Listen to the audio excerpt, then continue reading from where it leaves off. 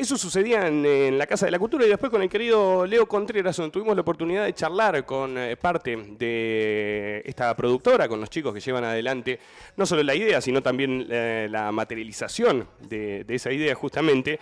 Y medio que no quisimos hablar de mucho más sobre la serie porque estaba la intención de que nos visiten aquí en los estudios de Alberdi 453 y lamentablemente no se pudo concretar ese convite, así que nos habíamos quedado un poquito manijas de poder charlar de eso. E incluso ese día por la noche cuando coincidíamos en un asado con los chicos, que ahí los veo y la verdad se me dibuja una sonrisa en la cara porque muy copados son los dos. Ese día uno tampoco quiso profundizar demasiado en esa idea porque la intención era que lo podamos charlar aquí frente a estos micrófonos. Gracias a la virtualidad lo podremos hacer en este caso a esta hora, así que nada chicos, bienvenidos. Son los dos, podemos decir dos de los tres que están al frente de esta idea, nos lo comentarán ellos mismos, así que en principio bienvenidos, buen día, ¿cómo andan Emiliano y Leo de este lado? Hola Emi, ¿cómo están? Un saludo ahí a todo el equipo, gracias por el convite. Buen día No, chicos, ¿cómo están? al ¿Todo bien? contrario, ¿cómo andan? ¿Ya de vuelta en sus pagos? Sí, ya estamos acá en Buenos Aires, contentísimos de la gira que nos llevó ahí por Río Grande y Ushuaia. Siempre que vamos a Tierra del Fuego la pasamos de 10, además es un lugar que adoramos. Y bueno, ya ahora acá en nuestro hogar, en la productora. Bien, con una imagen de fondo que ya habla un poco de esta idea que es terminar de descubrir qué hay en la Antártida. ¿Es un poco eso lo que los mueve en principio a investigar esto?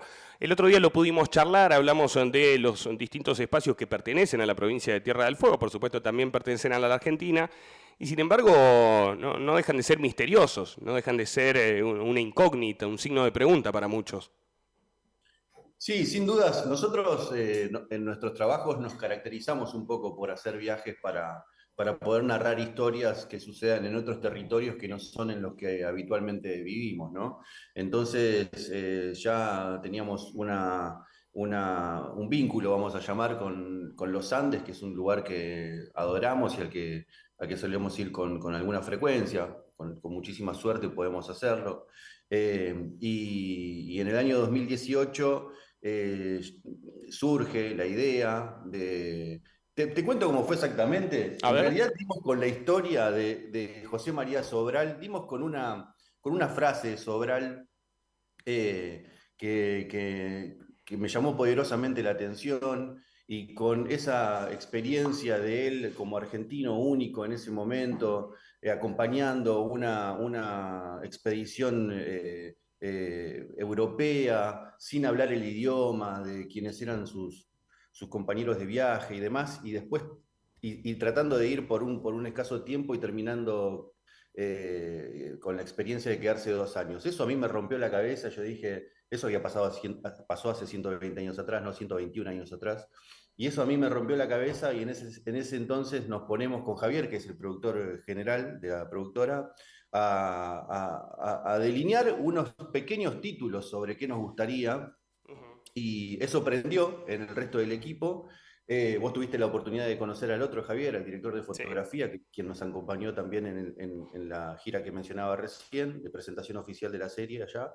Y bueno, a partir de ese entonces empezamos una investigación profunda sobre qué era lo que había hecho Argentina en la Antártida y empezamos a dar con muchos sobrales, y tanto hombres como mujeres que en estos 120 años hicieron una cantidad de cosas que para los años en lo que lo realizaron eran hazañas, ¿no? Bien. Eran hazañas. Por ejemplo, cerca de Ushuaia está Tierra Mayor, que es de la familia de Girota Per, ¿no? Gustavo Girota Per es uno de otros de estos pioneros y protagonista de la primera llegada al Polo Sur, y la verdad que si uno estudia su historia, es increíble, es un tipo que cruzó los Antartandes, le llaman, viste, esa continuidad de los Andes en Antártida, y bueno, y así un montón de otras historias que hacen que nos hayamos metido de lleno en poder narrar alguno de todos esos hechos. Hoy esta producción, incluso esto es una de las cuestiones que lo hacía más atractiva, estamos hablando de una producción de qué tipo, porque Nos hemos encontrado, sí, con muchísimos antecedentes de producciones más de tipo documental respecto a lo que sucede en la Antártida, muchísimo, sin dudas, apuntado, por ejemplo, a lo que es la vida natural en la Antártida, pero en este caso hablamos de una docuficción, un poco para explicarnos en qué consiste una docuficción. Sí, una docuficción es como una síntesis de dos géneros audiovisuales, por supuesto el documental y el de ficción, justamente. Algunos dirían que no existen, pero es un género que se utiliza mucho en los últimos años, ya te diría que es bastante común, en donde se mezcla, por un lado, el retrato documental, la cámara que observa situaciones cotidianas que suceden hoy en la Antártida, toda esa logística que lleva adelante Argentina para abastecer sus 13 bases, tanto las que son temporales como las que son permanentes, la preparación de sus científicos, científicas, la continuidad de las investigaciones que realizan, y eso todo sucede, todo eso sucede hoy, ¿no? Es monstruoso el trabajo de logística que tiene la Argentina, aún en momentos flacos, aún en momentos difíciles como el que está sucediendo hoy en el país. Eh, y por otro lado, teníamos la intención, esta es una productora que se ha caracterizado por hacer trabajos documentales, teníamos la intención de empezar a caminar la senda de la ficción. Entonces, en esta producción lo que hicimos fue agarrar pequeños hechos de estos que mencionaba recién, históricos, y recrearlos en el formato ficción. Todo un desafío para realizarlo en la Antártida, porque, bueno, uno no puede agarrar y ir con un crew importante de 30 personas, 10 actores, 15 técnicos, un par de toneladas de equipamiento, es imposible pensar eso, por lo menos para nosotros, por lo menos para la Argentina. Entonces, lo que hicimos fue agarrar y recrear pequeñas escenas de lo que hubiera sido ese caminar hacia el Polo Sur, esa comunicación entre continentes, ese momento, ese Moneta, que fue el tipo que filmó por primera vez una película en la Antártida. Y bueno, y echamos mano al personal antártico, o sea, la verdad que quienes protagonizaron esa escena, quienes se convirtieron en actrices, en actores, son científicos, son personales de las Fuerzas Armadas, así que así fue que se empezó a delinear este trabajo de docuficción, que es como lo llamamos nosotros. Quería por ahí preguntar también esto de que resulta extraño quizás pensarlo en la parte de la ficción y todo el trabajo que lleva, porque uno tiene relacionado la ficción a esto que decías vos, por ahí a 15, 20 actores, a máquinas, a un montón de cámaras. Y ese proceso, ¿cómo lo llevaron? Teniendo en cuenta también digamos que la misma gente de ahí fue la que lo hizo y el proceso que ustedes imaginaron, si después lo llevaron o lo pensaron de una manera y se fue modificando quizás cuando llegaron al lugar, a la locación y a partir de ahí trabajarlo. Y muchas veces se va modificando de acuerdo a la locación, ¿no? Y a las disponibilidades que tenés en el momento, tanto de escenografía o de equipamiento, o mismo de actores. Por ejemplo, en una de las escenas, que es una grieta que simboliza la Operación 90, Leal y Giraud Tapper caminando por una grieta explorando, actúa Javier, el director de fotografía, y uno de los guías que fue con nosotros en ese momento. La escena estaba pensada, pero hubo también un trabajo anterior de preproducción, de ir todo un día a buscar la grieta que nos sirva, que podamos entrar con una cámara también, la protección para la cámara. Cada cosa lleva a tener que organizar otra, ¿no? Y se hace una enormidad que si tenés un equipo de 50 personas te lo resuelve, pero ser un equipo reducido lleva también su complicación, ¿no? Claro, me interesa también saber cómo funciona este laburo en conjunto. Bien lo mencionaba Cristian en un momento, son tres, falta el otro Javi, a quien le mandamos un abrazo grande también. Podemos decir, Cristian se encarga de la parte de la dirección. Javi, te quiero preguntar a vos en esto de producir, en esto de materializar quizás esa idea que tiene Cristian. Si en algún momento en la Antártida no le decís, pará, no me eches las pelotas acá, que estoy a cientos de kilómetros de conseguir aquello que necesitas. ¿Cómo funciona eso de ser creativo, pero además ajustarte a parámetros que deben ser muy objetivos en la Antártida, sin ir más lejos? Y si quieren podemos profundizar en esto. No es que se puede hacer cualquier cosa en la Antártida, hay muchas restricciones. No se puede hacer cualquier cosa, tenés muchas restricciones. Primero, bueno, climatológicas, como decíamos, después legales, ¿no? Hay un Claro. tratado antártico que tiene sus restricciones sobre algunas cosas, tenés que pedir permisos para entrar a ciertos lugares, hay lugares que están restringidos, pero ahí en ese sentido creo que el equipo siempre fue muy consciente de las limitaciones que había y tampoco se pedían cosas muy desorbitantes o se entendía ante la situación de, che, eso no se puede. Bien, bien. Eso no se puede. Bien. Cristian, ¿vos en este caso lo sentiste como un limitante o al contrario, es un desafío? Listo, esto es lo que tenemos, incluso esto que aportaba Leo, quizás llegar y sumar más restricciones todavía. ¿Era un desafío justamente tener que materializar esas ideas en un terreno tan agreste?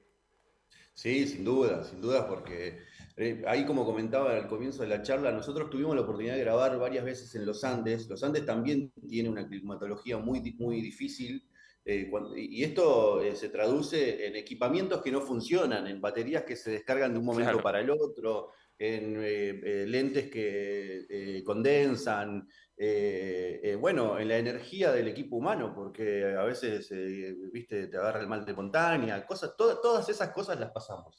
Todas Mm. esas cosas las pasamos tanto en los Andes como en Antártida. Entonces teníamos el precedente de los Andes y íbamos más con los pies sobre la tierra. Íbamos muy preparados a nivel guión, a nivel cronograma, por esta experiencia que mencionaba recién, pero sirve eso, pero la Antártida te tira todos los papeles, te los vuela con alguno de sus vientos catabáticos, te los vuela y vos tenés que reescribir. Y en ese sentido creo, coincido con lo que decía Javier, el equipo con esa experiencia sobre los hombros tenía, viste, la utilidad para poder reescribir escenas, configurar cronogramas. Esto que mencionaba Javier recién es muy importante porque es uno de los hechos simbólicos para nosotros, ¿no? Estar en una grieta de 10 metros de profundidad en el glaciar Buenos Aires, al costado de la base de Esperanza, la verdad es que es algo único. O sea, primero que no hay antecedentes, lo hemos conversado con la gente que investiga en el Instituto Antártico, no hay antecedentes de filmar escenas de ficción en la Antártida, salvo algunos avisos publicitarios, audiovisuales de la época del 20, quizás, algunas empresas de whisky y cosas por el Mirá. estilo. No hay antecedentes de que se haya filmado escenas de ficción con diálogos entre personas y demás. Y bueno, en ese sentido, el ejemplo es muy concreto. Había que viajar un día anterior a ese lugar a buscar una grieta que fuera propicia para desarrollar, donde pudiéramos bajar con cierta seguridad y demás. Y eso te lleva horas. Te lleva horas, nos llevó 6 horas llegar hasta el lugar, poder visualizar la grieta, bajar, hacer esto que llamamos scouting, de una aproximación hacia la locación. Y una vez que hicimos eso, tenés que volver, o también una cantidad de horas, y planteás volver al día siguiente, ponele. Entonces, al día siguiente está nevando, hay un temporal, se mantiene por 48 horas, al otro día el tipo que te tiene que llevar hasta ahí está ocupado con las mismas responsabilidades de la base. Entonces, esas cosas son las que te hacen reconfigurar el cronograma y que ponen esto que planteabas vos, llevar esta idea creativa a la materialidad como un desafío. Finalmente sí se pudo, lo logramos, fue increíble. Estuvimos en un lugar que creo que seguramente no estuvo nadie, no debe haber estado ninguna persona, ningún humano nunca ahí en el lugar en donde estuvimos. Pero claramente que es un desafío para los equipamientos y para la mente, ¿no? Qué loco es eso. Podemos profundizar. Acá ya nos vamos de la objetividad y vamos bien al terreno de la percepción de cada uno, pero ¿qué onda eso de estar en un lugar donde nadie estuvo? No, y zarpado, Es zarpado, zarpado. La verdad que yo lo he dicho varias veces, son muchas las situaciones donde la Antártida te hackea la mente, hackea a nivel los colores, hackea a nivel paisaje. Mirá, a mí me pasaba algo muy concreto, que es que existe, de hecho tenemos uno de los capítulos que habla un poco sobre eso, la Antártida revelada. Hay como una idea popular que nos plantea a la Antártida, de hecho se lo denomina, ¿viste? El desierto blanco. Sí. Eso es como un manto, una pampa, para llamarlo de alguna manera, si bien no lo dicen así, pero digo para ser gráfico.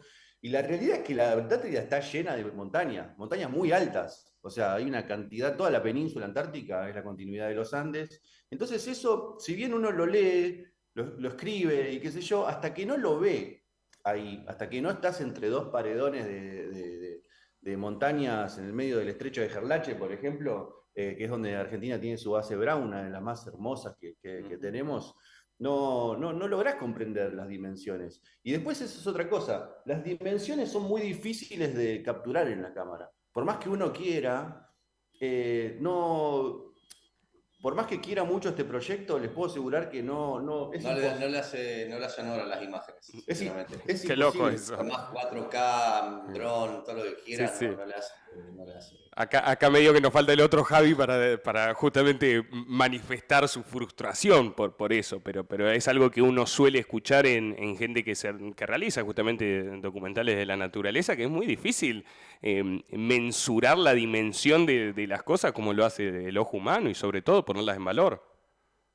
Sí, no, todo toma una dimensión. Vos sabés que yo no conozco el glaciar Perito Moreno, ¿viste? El Sí, famoso glaciar creo que es en Santa Cruz, ¿no? ¿Que Sí, está? sí, en en Calafate. Calafate.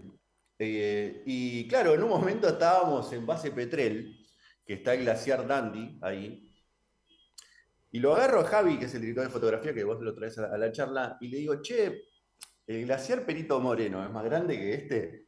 Me dice, no, boludo, me dice, no. O sea, claro, teníamos un glaciar que tenía Kilómetros. decenas de kilómetros. O sea, no sé, como... Toda una eh, costa. claro, entonces ahí como ejemplo de estas dimensiones de las cosas, ¿no?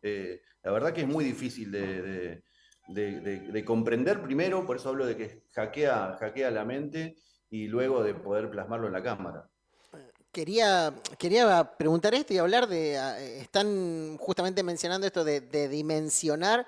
Hoy ya de vuelta, después de haber hecho toda esta experiencia, se sentaron los tres y dijeron, che, hicimos o estuvimos en un lugar, no sé, distinto, no estuvo nadie, esto fue muy copado, fue una experiencia distinta, diferente. Se sentaron por ahí a hablar eso y no por ahí hablamos algo, esto de haber estado como algo quizás hasta natural o hablamos de lo que se realizó, pero de todo lo que pasó allí, se sentaron para hablar eso.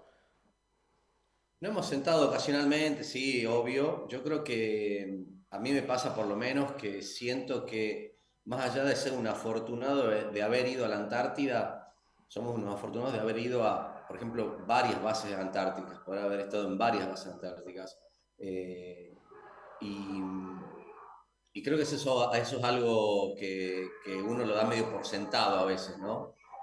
No le toma la importancia, reve- relevancia que tiene, Relevancia. de que por lo general, por ejemplo, los oficiales, la gente que está destinada a las bases, tal vez está en dos Claro, bases antárticas en su vida, y nosotros hemos tenido la posibilidad de visitar 10 bases antárticas, lo cual es es un montón. más allá de lo exclusivo y de lo importante, es mucho más allá. Y Claro. yo por lo menos a veces me encuentro normalizando esa situación mentalmente. Sí, Che, además, una cosa que sucede es que la verdad es que va a parecer medio raro que diga esto, pero hay cierta ingratitud para el equipo de realización, el estar en un mood trabajo, ¿viste? Porque uno creería que está ahí como observando el lugar y qué sé yo, y la verdad que vos estás viendo si estás exponiendo bien, si el actor que no es actor va a decir las cosas que, que tenés que decir, estás corriendo porque sabés que esa ventana de tiempo, de buen tiempo, es la única que tenés, que en cualquier momento puede cambiar, en cualquier momento te pueden decir, che, no tenemos que volar porque es ahora, es ahora. Nos pasó varias situaciones en donde podíamos bajar un poco, y ahí emergía esto que decían ustedes, ¿no? O sea, che, mirá lo que estamos haciendo. O sea, a mí me pasó de estar, por ejemplo, yo dejé partes de las cenizas de mi madre en el cementerio de Base Esperanza, por ejemplo, ¿no? Y cuando me pasó eso, tengan en cuenta que para que lleguemos a la Antártida, nosotros produjimos desde el 2018 hasta esa campaña antártica de verano, que fue el 2023. Bueno, estamos hablando de 5 años, ¿no? Pandemia mediante, había mucho esfuerzo, había mucho recurso económico y además apuesta a riesgo nuestro, y la verdad que la satisfacción en ese momento fue muy grande, fue muy grande. Y no menos tensionante, la verdad que es muy difícil. Recuerden que estuvimos 100 días en la Antártida. Nosotros, Javi tenía su hija de 1 año, por ejemplo, o sea, ahí había había tiempo para conectar con el placer, pero siempre en una tensión sobre, che, logramos hacer esto, ahora tiene que salir bien. O sea, porque también puede uno ir después de tantos años y volver con, perdónenme en el francés, pero con una cagada en Sí, sí. contenido. Y la verdad que ahí había mucha tensión, hasta que empezamos a ver que las cosas salían. Cuando empezamos a ver que estábamos haciendo cosas que no había hecho nadie y que estaban saliendo bien, que eran las cosas que queríamos hacer nosotros, no era que las queríamos hacer porque no las había hecho nadie, eran las que habían salido de nuestro guión, ahí dijimos, bueno, para, esto está funcionando, y hubo como un relax en el equipo, para poder filmar con otra elasticidad, ¿no? Me quedé pensando en esto de la Antártida, cómo te hackea la cabeza. Recuerdo una de las primeras notas que hicimos esta temporada fue con docentes antárticos, que luego de justamente toda esa misión volvían, y más allá de las privaciones que me animo a decir tenían, una de las docentes contaba que le gustaban los chocolates y nada, no había chocolate y se habían quedado sin chocolate, y lo contaba como algo menor, pero también decía, llega un momento que uno quiere quizás esos pequeños lujos y que no se los puede dar, claro está, y comienza uno a valorar otras cosas. Pero vos decías, hackea la mente, ella hablaba de las privaciones, y sin embargo, más allá de todo eso, sostenían que cuando llegaban otra vez a la sociedad, muy entre comillas, se extrañaba mucho la Antártida. ¿Les pasa? Sí, totalmente, totalmente. Yo de vez en cuando me encuentro como caminando por los pasillitos de Esperanza, o imaginándome ahí, recordando, subiendo la montaña en Brown, o caminando por Carlini. Uno se encuentra recordando esos momentos. Uno deja un poco de uno allá. Sí, y también esto que mencionaba Javi sobre, porque recién preguntabas vos sobre no me acuerdo bien cómo era la pregunta anterior, que ponía en contraste a las personas que habían ido, o las posibilidades que habían tenido las personas que fueron. Nosotros vimos, por ejemplo, a la gente de los cruceros. Vieron Sí. que bueno, hay un gran mercado turístico en la Antártida. Y bueno, salen miles de dólares, la Sí. verdad. Es imposible para la gran mayoría de la población poder acceder a ese privilegio. Y la realidad es que veíamos cómo los cruceros llegaban, te bajaban el botecito, hacías una vueltita alrededor del crucero y te subían de vuelta, ¿viste? Los más osados te plantean otras cuestiones, como un chapuzón o cosas por el estilo, pero es poca la gente que puede bajar y desplegarse, Claro. ir, caminar, estar 4 días, alejarse 4 horas, cosas por el estilo. Hay muchas restricciones, ¿no? La productora, por supuesto, tenía todos los permisos para las zonas protegidas, que son los lugares, vamos a llamarlos, más conflictivos para poder acercarse o para poder estar, para poder hacer alguna filmación. Y ese privilegio te deja el haber estado en estas 10 bases. Hay gente que hace 40 años que va a la Antártida, va a la misma base. Entonces, por ejemplo, el otro día, que íbamos como decía Emi al comienzo de la charla, íbamos a ir a grabar con ustedes la entrevista y nos salió la filmación en la base aeronaval de Río Sí. Grande, que es una base aeronaval que para los riograndenses implica una potencial importancia respecto de la conexión con la Antártida, porque tiene todas las características para poder erigirse como este punto en el continente americano para ese puente con lo que podría ser la base Petrel, ¿no? Entonces, ahí con mucho lamento les dijimos, che, no vamos a poder ir a esa entrevista que teníamos pautada, que habíamos pautado en el asado, y decidimos poder grabar ahí en la base aeronaval. El jefe de la base aeronaval, que es un piloto de combate, nunca pudo, y es de la Armada, nunca estuvo embarcado en el Irizar, por ejemplo, el rompehielo Irizar. Entonces, ¿a qué voy con todo esto? Es que el equipo tuvo la posibilidad de hacer cosas que gente que está inmiscuida en el tema antártico desde décadas no lo ha podido hacer. Eso te deja una vara muy alta. Yo me acuerdo de que cuando arrancamos ha tenido la posibilidad de viajar mucho Javi por el mundo, y cuando se estaba materializando el viaje a Antártida me dijo, Chango, olvídate, o sea, ninguna otra cosa te va a choquear tanto como la Antártida. Y es verdad, te deja el piso muy alto en ese sentido, por lo cual cuando vos decís, ¿volvería o no volvería? Sí, sin dudas volvería. Ahora, yo no sé si volvería 20 días embarcado en alguno de los avisos para ir solamente a Marambio, ponele, Sí. ¿me entendés? Porque ya conozco Primavera, conozco Brown, son lugares increíbles, increíbles. Yo creo que tendrían que estar, lo hablábamos, en realidad lo mencionábamos con Emiliano en esa cena.